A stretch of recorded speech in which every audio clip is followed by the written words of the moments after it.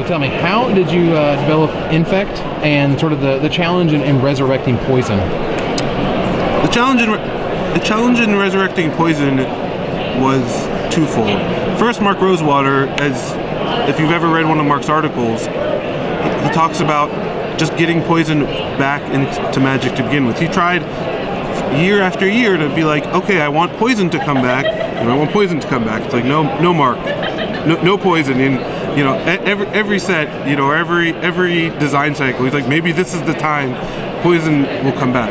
But with the Phyrexian invasion of Mirrodin, it really worked as a much better flavor match than normal. And so then the second challenge of it was like, okay, we're gonna have poison in this set, but poison really, I mean, it was on just a handful of cards, in 1994 and 1993, and it just has all these gameplay issues, like, oh, I'm attacking with a 5/5 and it has poison 2. It's like, well, the 5/5 is going to kill you before poison 2 will get you, or a lot of times 2/2s with poison 1. It's like, it didn't really have a great gameplay. You're like, I block your guy with poison. What does that mean? It doesn't mean anything. It just means the guy's blocked.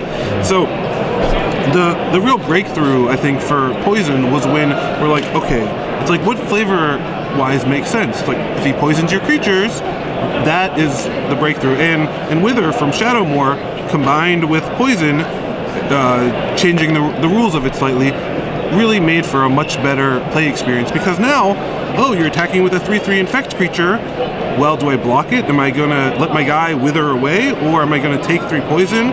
And if you have it, but now, oh, there's equipment in Scars of Mirrodin, so that plays right into poison. There's Proliferate, that plays right into the poison counters. And so all of these elements really make poison or infect just more fun, I think, than it was before. Then, of course, we need to develop Infect for Limited and Infect for Constructed, and those had its own challenges, right? Like, how do you make green playable if you're not playing Infect, right? How do you make it so you don't always build the same green-black Infect deck? Maybe you want to play mono green. Oh, maybe it's green with artifacts, right? And make it so that it's not always the same. Like, oh, I'm going to cast Plague Stinger. I'm going to, plus X it, and you're dead. Now, of course, that is a popular limited strategy, right? But I don't feel like that's every game of Infect ever, right? Especially when you're playing Sealed. Like in Sealed, then you get some just more creative, like, oh, I have a Putrefax and a couple Infect guys, right? Or I love when you steal the 7/7 copy guys, Steel Shaped Sculptor. Oh, the Quicksilver Gargantuan. Yeah, Quicksilver Gargantuan, thank you. I love when it's like, oh, I Quicksilver Gargantuan, an Infect guy, right? And you're like, well, how about my 7/7, or a Plague Stinger? You're like, it's my 7/7 flying Infect creature, right? So you get a lot of those interactions, and it's a big reason, like Vector Asp. If you have Vector Asp and you happen to have Necrotic Ooze, it's like that opens up a new little avenue, right? So there's all these little pieces of Infect that, and little combos, little synergies that during development we either put in there or reinforced or just worked on. So how important was it for it to be like a primary sort of a top tier limited strategy? Top tier limited strategy? So there's top tier limited, there's top tier constructed, right? And we knew that out of the gate we didn't want Infect to be top tier constructed, right? Because it really wouldn't give Infect a place to grow to, right? We're making Mirrodin Besiege, we're making Action, codename Action, and we wanted to, we're going to have more Infect cards, right? As the sets continue to grow, and so in Constructed, I didn't want to be like, well, Infect's the best deck and everybody's playing Infect and go, but to leave it a little room to grow.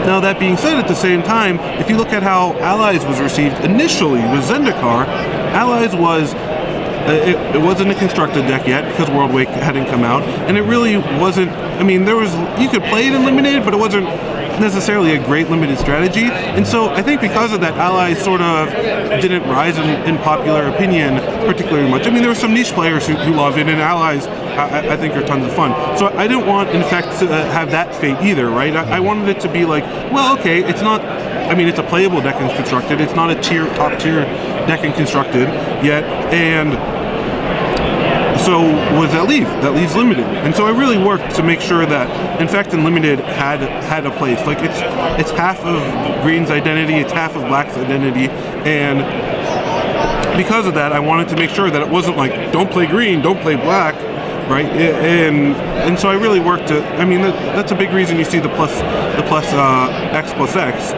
is it's like, well, like this card on its own, and in fact, it's amazing, right? It's worse than most every giant growth we print, right? But at the same time, people, I mean, it's the number one card. People come up to me and be like, how come you printed plus X? You know, the card's so dumb. The card, oh, it's unbelievable. Yeah, of course, with a Plague Stinger or you leave an Infect guy unblocked, it'll get you, right? But there's tons of instances in this, and I always go to them. I'm like, oh, do you play prevent, you know, all damage for 1 or 2 creatures? Do you play, you know, it's like, you know, there's unsummons, there's instant removal. There's all sorts of ways to be like, oh, you have plus X, but I've been holding on to this, right? And so, like, I've been holding on to the answer, and so. Okay, great. So tell me about Proliferate. It came in the file just as it is now, or? Yeah, no, Proliferate changed a little bit. I mean, the general idea behind Proliferate stayed pretty much the same. I believe at one point all proliferation was forced, right? So you're like, oh, here's a -1/-1 counter on my own guy.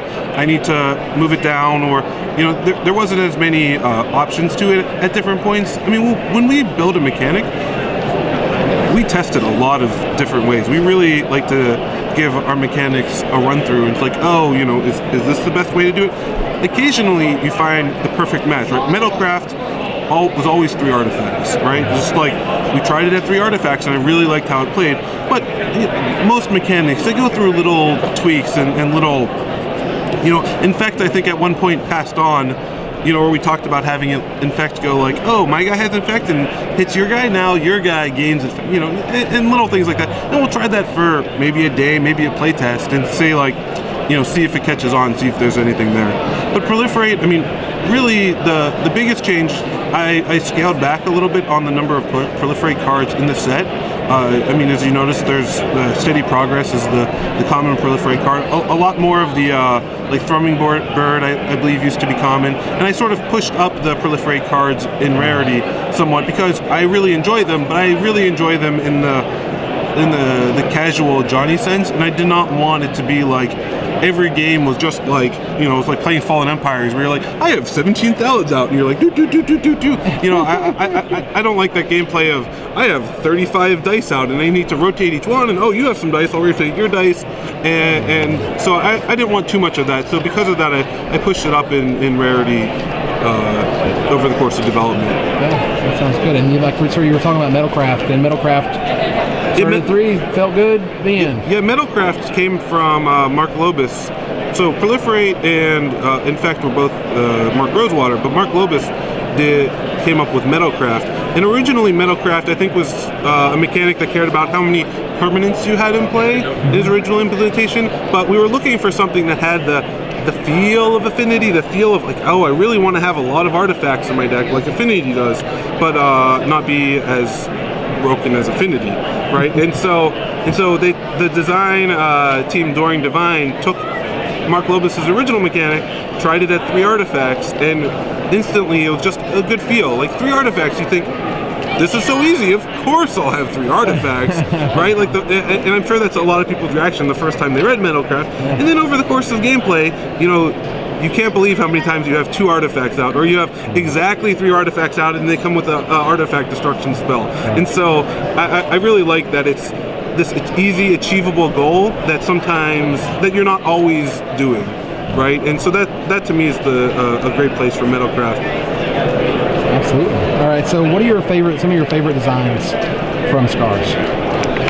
My favorite designs from Scars, man. What cards did I design? No, I mean, definitely. Not necessarily yours. Just... I know.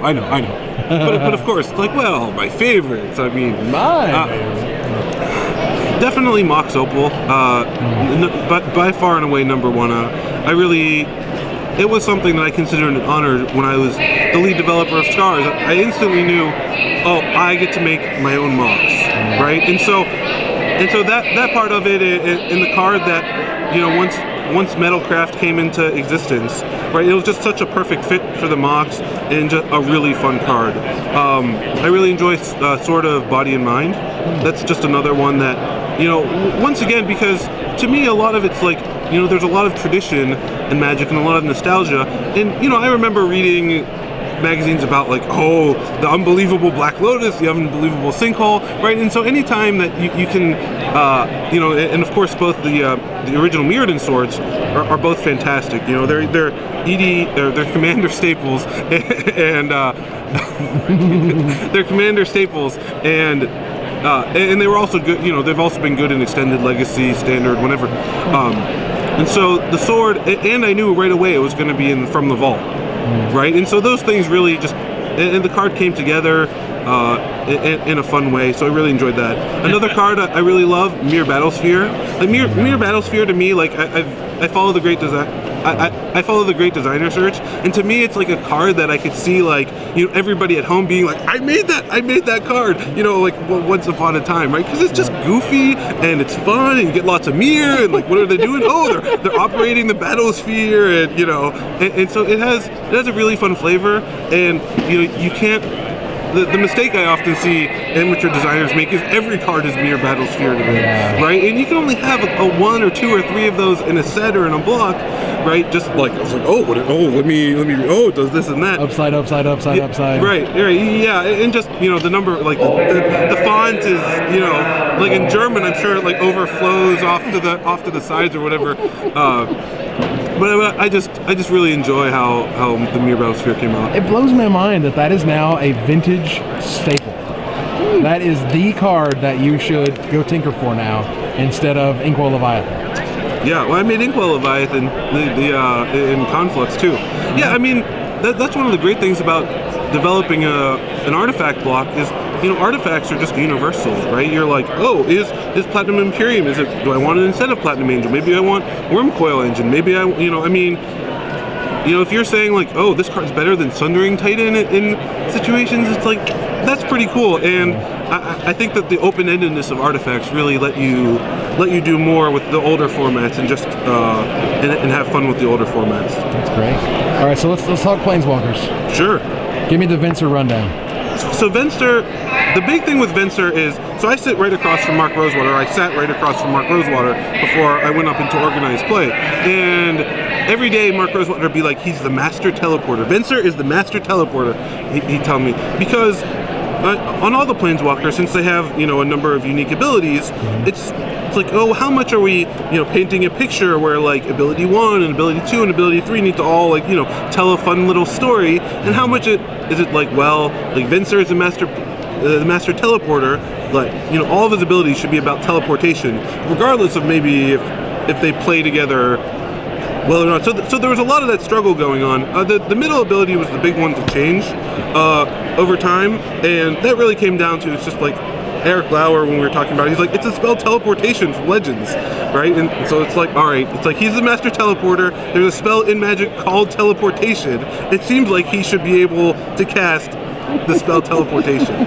right? And that was as simple as that. Now the first and the last ability, you know, Rosewater loves the blink mechanic, and I think the only tweak with that is we made it you own, right? And for the last ability, the funny thing about the last ability, I think Venser used to exile the cards permanently, and the last ability would do something about exiling. I forget, but the fun thing with the last ability was, it was just, we had to, like, the emblems, right? I mean, that was a big thing about the last ability. And I wasn't sure, even up until the end of development, I wasn't sure that Venser's last ability was going to work in the rules of Magic, right? Until Gottlieb and Mark Gottlieb and his rules team came up with emblems and making emblems work, and what does that mean? And then, of course, Elspeth and Elspeth versus Tezzeret emblem, you know, and so.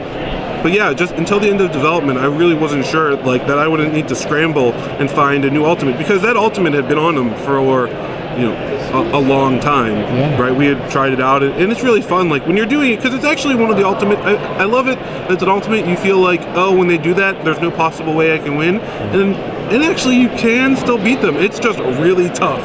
It is really tough to beat them, but I've seen it happen. So and it makes great stories. Yeah, it makes great stories, right? Like it's the best when like Sarkhan Vol uses his not the new Sarkhan Vol, but the original Sarkhan Vol uses his ultimate, and then you have gather specimens, right? Like that's just a moment in Magic, which I believe I saw Randy Bueller do at one point in time, and it's just like, it's like, oh my God, how did that happen to me, right? Like I ultimated, like I thought I was going to win so easily, and now all of a sudden you have all these dragons, right? So I always really enjoy that about Planeswalker Ultimates. So talking about Elspeth, Elspeth has just gotten like no love. I don't get it.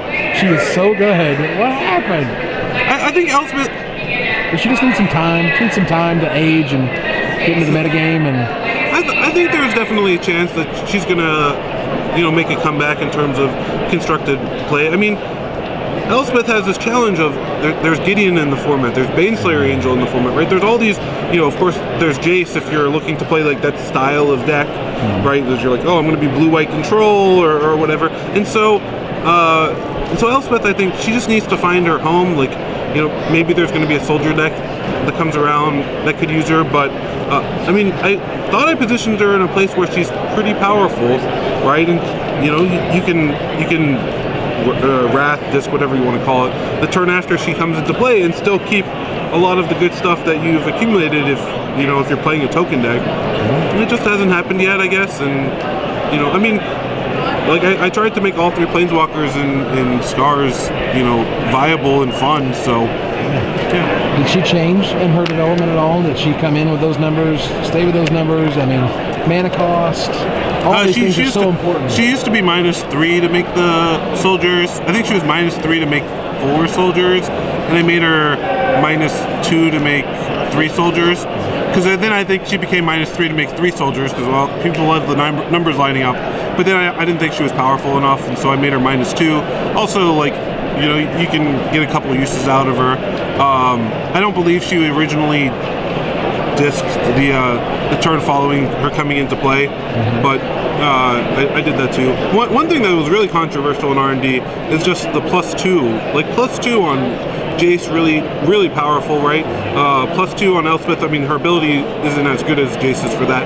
But just being able to +2, people argue about, like, how much is it that you're grinding through these Planeswalker, right? It's like, oh, +2, because that's a pretty big increment, right? But I just like it on her because, it's like, oh, you're gaining life, and she's not protecting herself in other ways when you're doing it, right? Jace also, he +2, and it's not as though he's he's not protecting himself when he's doing that. Like, he's doing good things for your game, but he kind of in another way is more vulnerable because you could have been casting Unsummon, which actually protects him more directly, right? And so there's a give and take. Absolutely. All right, so now who I feel is sort of like the big boy of the Planeswalkers is Koth. Yeah, Koth. Tell me about Koth. So Koth was definitely, I mean, we come out with Chandra, then we came out with the Chandra 2, Blaze, and neither one of them were really huge players in the tournament scene, and a big part of that, I think, is the 5 and the 6 mana cost. So I wanted to give Koth, he's I thought I'd like to make him a pretty iconic character, really show off Scars of Mirrodin, and I love the fact that he's like what I'll call a mountain mage, right? And just like everything about him is all about mountains, and he's sort of a planeswalker in the Nissa vein, where Nissa says, oh, go play elves, right? And Koth says, you want more mountains in your deck, right? Like, the more mountains you put in your deck, the more powerful Koth is on all 3 abilities, really, even though, I mean, the second ability, you can get away with playing half mountains and still use it. But I was really, Koth was one where I was like, is this going to be too good? Is this going to be scary, right? Like, that first ability or not the first ability, the second ability of making a ton of mana, right? You can really just, you're like, oh, here's Inferno Titan, and here's this dragon, and so, but I think that's fun. I mean, I really enjoy the big red decks, and I like that Koth sort of gave you a different version than just playing like Valakut Ramp, right? So the first ability, the only real controversy on the first ability was, should the mountain gain haste? right? And so it's just like, it's just kind of, just don't target the mountain that just came into play. And that's, and the last ability, once again, there was the thing with emblems. And it's just, I mean, when that ultimate goes off, you're like, oh, I am in trouble. But once again, I've seen it beaten. So I really like that about the Planeswalkers. It's like, they're powerful, they're fun, but they're not invincible, right? So, absolutely. So, speaking of Planeswalkers at this point, has the philosophy of Planeswalkers designing and developing changed in any way because of Jace and its dominance? I wouldn't say the philosophy's changed because of Jace. I mean, I think we're always learning, right? And I think, have we learned things because of Jace? Yes, I think we have learned things because of Jace. I remember Devin Lowe wrote an article, I think it was like the 17 or the 19 rules of Planeswalkers. And at the time, while everything he said was true, I thought to myself, there's 19 rules of making Planeswalkers? I didn't know this. I didn't know all 19 rules, right? But I mean, everything in his article is accurate, and in some ways, I thought of them differently, or I agreed with. And with Jace, it's just, I wanted Jace to be awesome in Mana. Brady came to me, and we know that players' favorite Planeswalker is Jace. Like, when the Planeswalkers came out on Lorwyn, Jace by far number one. And when everybody's favorite is his card, I want him to be awesome. I want him to be exciting. I want him to, I like the fact that when you're playing a standard tournament, you see a lot of Jace because he is everybody's favorite, and and people love blue, right? It was a great way to silence the people about, blue, blue doesn't have counterspell anymore. How can you ever possibly play blue? It's like, no, we can make blue playable without just counterspell. I mean, that's not all about blue. But yeah, I mean, we learn about, every time we make a Planeswalker, we learn something, right? Like, so, the red-black Sarkhanval, it's like, I mean, he's something different. Gideon, something different, right? And so we learn and we explore, and we try new things. It's like, can we make a 8-mana Planeswalker people care about? And it's like, yeah, Nicol Bolas, when he came out, people loved him, right? And so, I mean, all of them have fun things going on. Absolutely. And so is R&D sort of worried, or are we worried? No, R&D is never. Well, we're always worried. We're always worried, and we're never worried. Let me rephrase it. Is R&D concerned that maybe he was pushed a little too far? No, I don't think. How about this? Nobody in R&D has ever come up to me and said Jace was a mistake, right? Nobody has ever said that to me, and people have said that to me about cards, right? People were like, Bitter Blossom was a mistake, or Tarmogoyf was a mistake. Now I hear a lot more of that when I'm at the tournament, and a lot of times it's just an individual person's opinion because they probably just lost to, a 7-8 Tarmogoyf or whatever, and I'm like, what are you gonna do, right? But nobody's come up to me and said Jace was a mistake, or we shouldn't have done Jace. I mean, looking back on it, would I even change Jace? I don't know. I don't know that I would. I mean, I would have to really sit down and think about it. Now I don't get that chance, so I haven't thought about it. Right? once they're made and printed, they are what they are.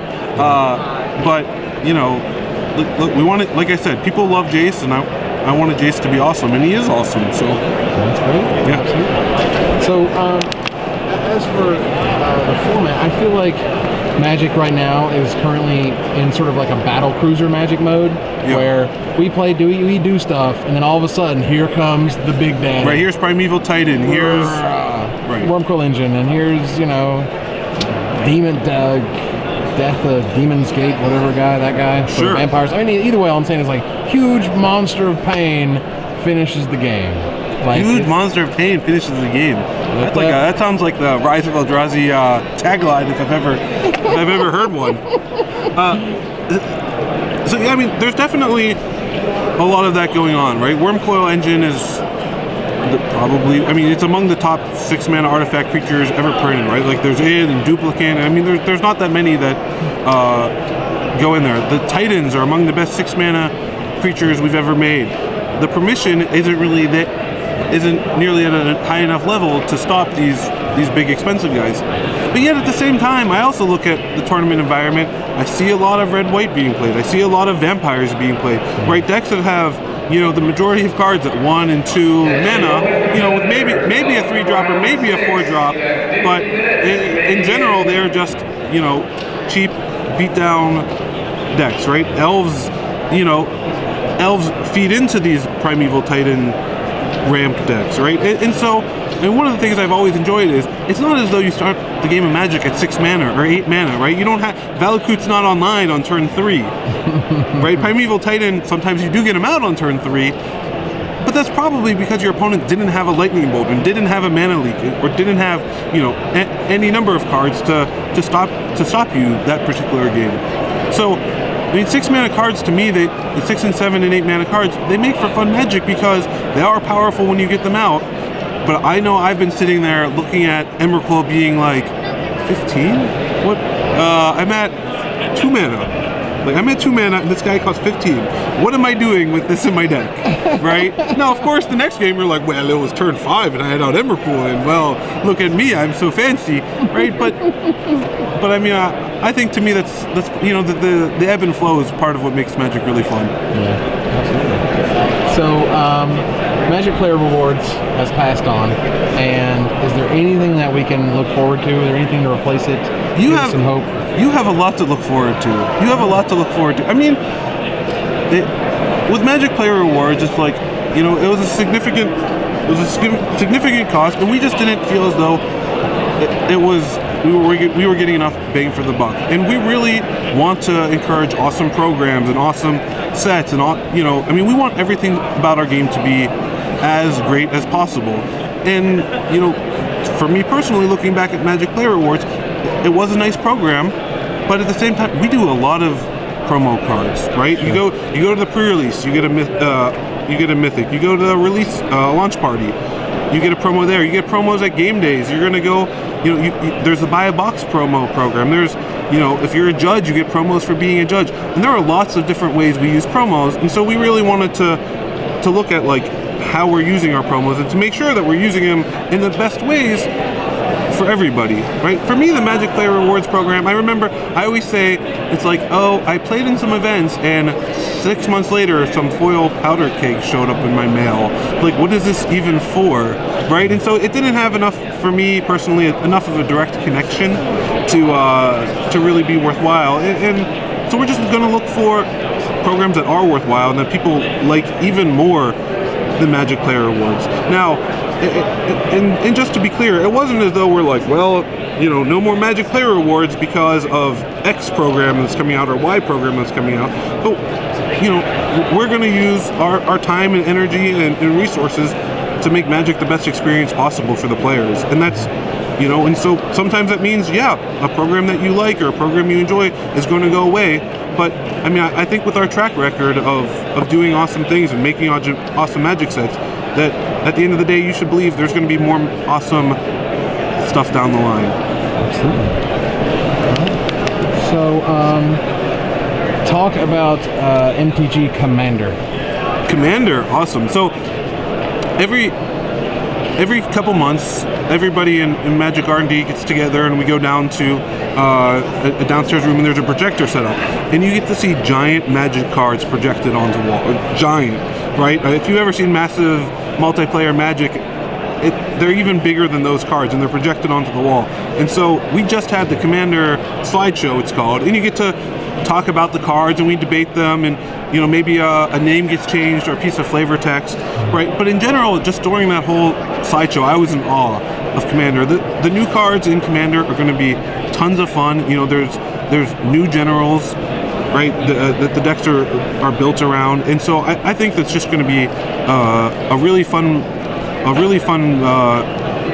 product for people to buy, and hopefully people that don't even remember what the format was called before Commander are going to come out and try it out because it's just such a great format for people to play. And I really like that, and what we've been doing with Plane Chase and Arch Enemy, and just saying like, here's a different fun way to play Magic. Like, you don't have to come and sit down and play one-on-one Magic if you don't want to. You can play Plane Chase one-on-one if you want, but you can play it in a 6-player game. You can play Arch Enemy like as how many people can I possibly beat as the Arch Enemy? Like, can I beat them? Like, I thought with Arch Enemy I could beat people 1-on-10, right? I thought, I was just like, with that, and that's with the Precon deck that comes with the Arch Enemies too, the blue, white, black deck. I was just like, I bet you I could take 10 people down with this if I right. And to me, that's what's really fun about these formats. It's like, oh, you've never played Commander before, go have some fun with Commander,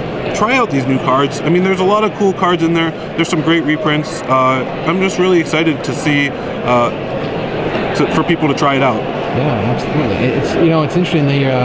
We've spoiled Wizards has spoiled one of the generals, Karada or somebody, Karanda or somebody. The one that costs less for each creature in your graveyard. Right. And right. I actually thought the most clever thing for me was that card works within the rules that each general costs 2 colorless more every time you play it. Right. And so if you got more creatures in your yard, she's actually just as cheap as she always was, or whatever. Right. It scales up as the game goes along. Right, which I thought was brilliant. I'm like, this is perfect. It's a huge legendary creature. It would be pushed aside, in normal sets, but in these sets, it shines like no other. Like it's built for that. Right. Yeah. No. I think one of the best things about Commander one of the reasons I was so awed by the Commander slideshow was exactly that reason. I mean, when you say, oh, this card is not going to be standard legal, right? It really opens up a lot of constraints and it makes the designers and developers, be able to push boundaries that they haven't tried before and make cards just extra awesome. And then also at the same time, we know it's going to be legal in Legacy, and so that lets us do fun things too. That of course, we know that every standard legal card that we make, like when Scars of Mirrodin or Mirrodin Besiege come out, it's like, yes, those are going to be legal in Legacy, but since they're also going to be legal in Standard, it puts different constraints on it. And I really love, just like what you're talking about, they really did a great job of making mechanics and making abilities that are either specific for Commander or just, more open in Commander or more fun in Legacy. That's great. Well, Lastly, cake or pie? Oh, pie for sure. I love apple pie. Like, it's apple pie 1, pumpkin pie 2, then all other pie. Pecan pie, key lime? Yeah, sure. All other pie. When I was in Montana for a trip, and the Marionberry pie, that was delicious. Huckleberry pie. There's good pie out there. You just got to look around. That's awesome. Thanks, Mike.